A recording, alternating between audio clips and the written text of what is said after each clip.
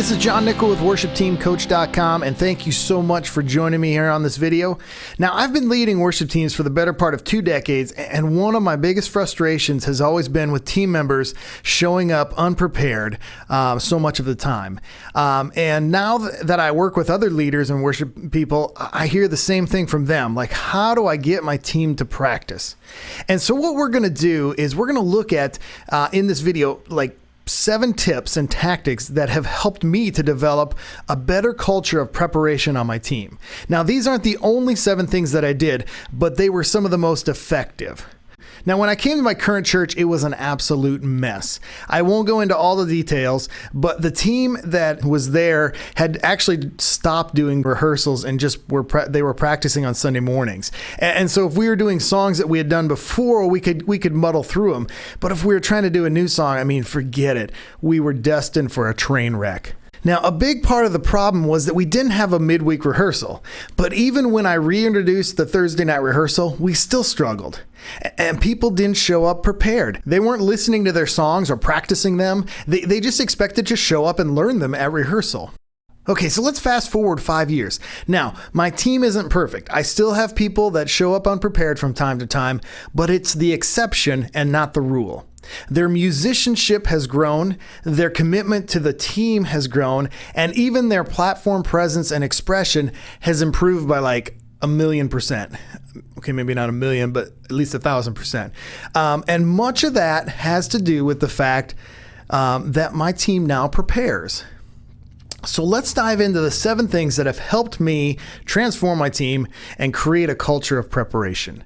The first thing is vision. Team members need to know why. Why does preparation matter?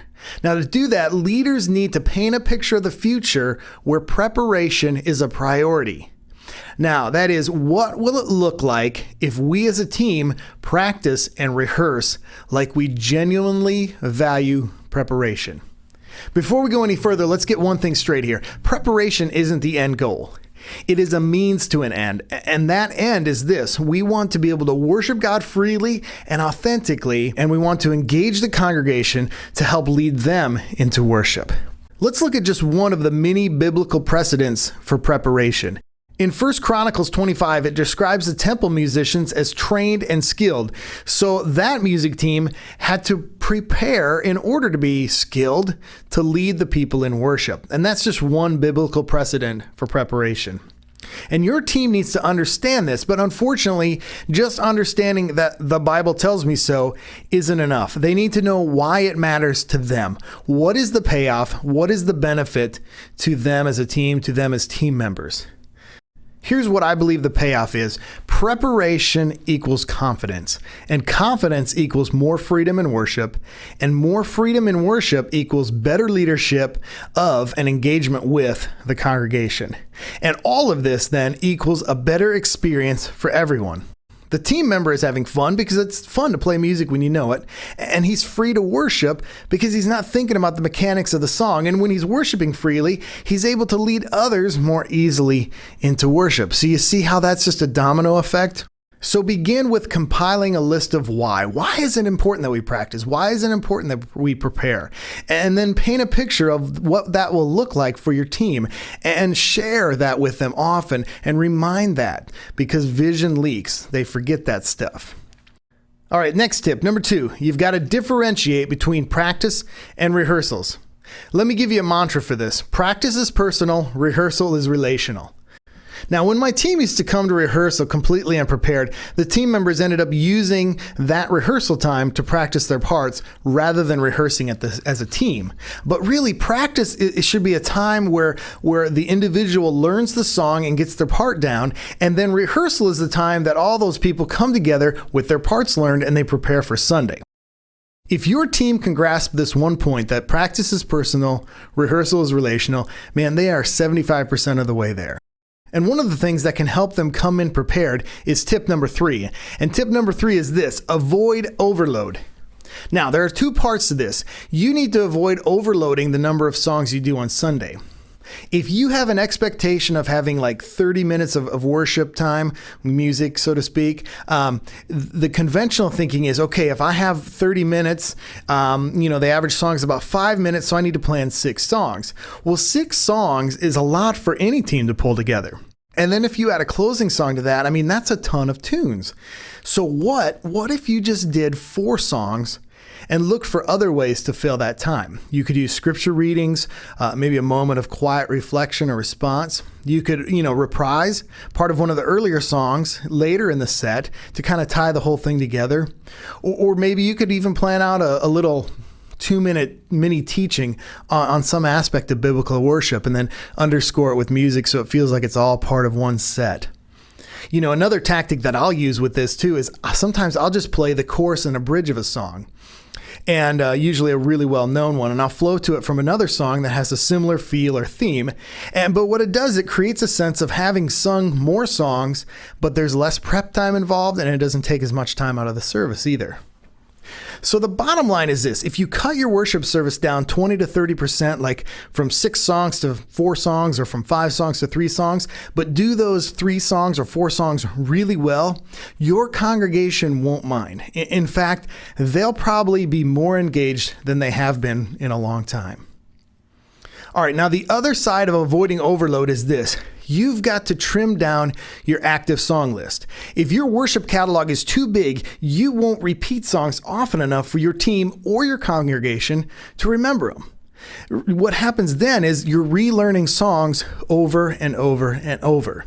All right, now I feel so strongly about this that I wrote an entire book on it. So I can't get into all the details now, but look for ways to trim your catalog down. And if you want to get really serious, you can pick up my book called The Song Cycle on Amazon.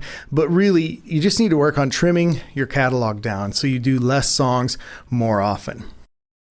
All right, let's move on to the 4th tip to get your team to prepare better is this: you need to create standard song forms. I used to do songs different every time.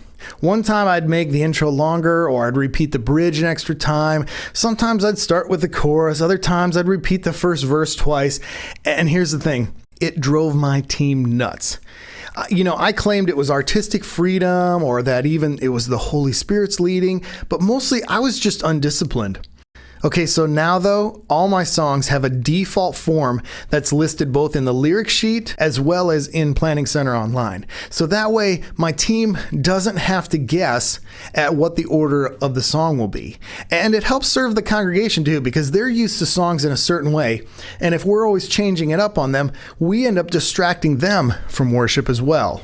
And by the way, when I do decide to change up a song, it's easier now because we're all starting from the same place. We can look at the default form and say, hey, we're going to take out this extra chorus and we're going to add in this extra bridge or whatever. So give that tactic a try. All right, let's move on to tip number 5, and that's create and communicate clear expectations. Now, I used to have, and I'm going to admit this to you, I used to have very unchristian thoughts about my team members when they came in unprepared. I pretty much considered them either slackers or uncommitted or self-focused or maybe all of the above. And some of that might have been true, but then when I really got to thinking about it, I wonder, do they even know that they're supposed to practice or how they're supposed to practice? And I know that sounds like a given, but we really do need to spell out our expectations for practice. I finally went so far as to create a whole preparation policy that spelled out, how prepared they need to be and why.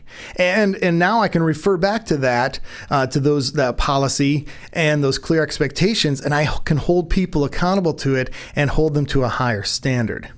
So write down what you expect of your team and share it with them.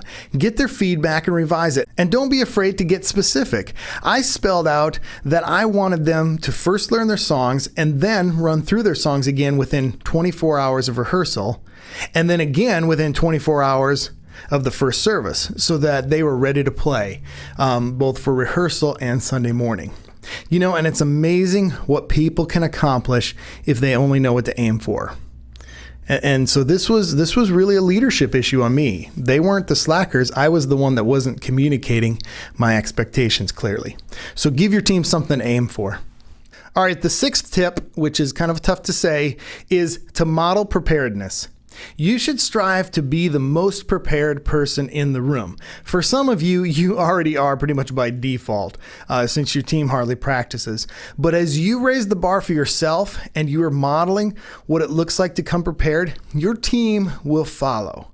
And when you have those weeks where you show up less than prepared, and you know what, we all have those, we just need to own up to it. But don't, here's the deal, but don't say you were busy, because that gives your team members the permission to play the busy card. I was busy, sorry. Instead of saying you were busy, say this. Say you weren't intentional enough to make time to prepare like you should have. Because in the 99.9% of the time, that's really the reason, not that we were too busy. We could have found 20 minutes here or there to work on stuff. All right, and now the 7th tip to getting your team to prepare. And that's this: run a great rehearsal. Don't just prepare the music, but plan out your rehearsal ahead of time as well. And as you plan it out, plan to keep it moving to the point that if people didn't practice, they're going to feel pinched a little.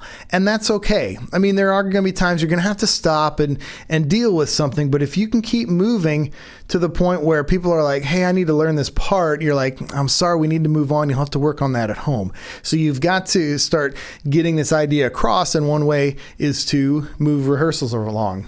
One of the things that I do to run good rehearsals and to push people towards preparing is I have a rule that we don't listen to the recordings of songs unless they're brand new.